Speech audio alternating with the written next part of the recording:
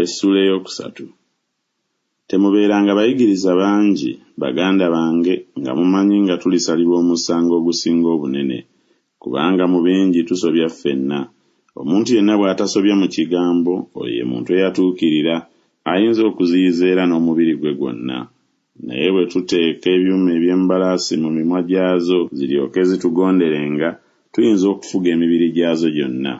Laba, era n'amaato, newaakubadde nga manene bwe gatyo era nga gatwalibwa empewo ez'amaanyi, enkasi entono ennyo yeegagoba yonna yonna omugoba gy'asiima mu kwagala kwe.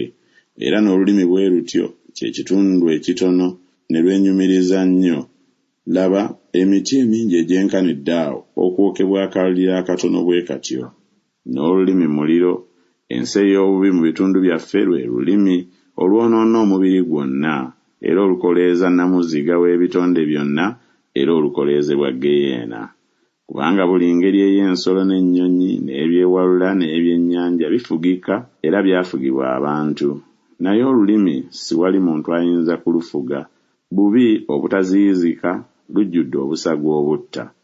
Olwo lwe tutenderezesa Mukama waffe ye Kitaffe, era olwo lwe tukolimizza abantu abaakolerwa mu kifaananyi kya Katonda. Mu kamwa akamu mwe muva okutendereza n'okukolima. Baganda bange, ebyo tekibigwanira kubeera bwe bityo. Ensula ekulukuta amazzi amalungi n'agakaawa mu liiso erimu. Omutiini guyinza, baganda bange, okubala ezeyituuni oba omuzabbibu okubala ettiini? So amazzi ag'omunnyo tegayinza kuvaamu malungi.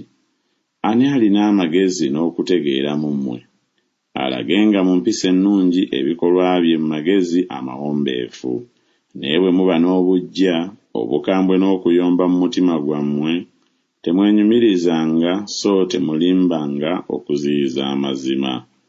Amagezi gano si ge gakka okuva waggulu, naye ga mu nsi, ga buzaaliranwa, ga Setaani.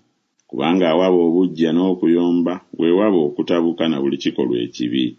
Naye amagezi agava waggulu okusooka malongoofu, nate ga mirembe, mawombeefu, mawulize, agajjudde okusaasira n'ebibala ebirungi, agatalina kwawula, agatalina bunnanfuusi.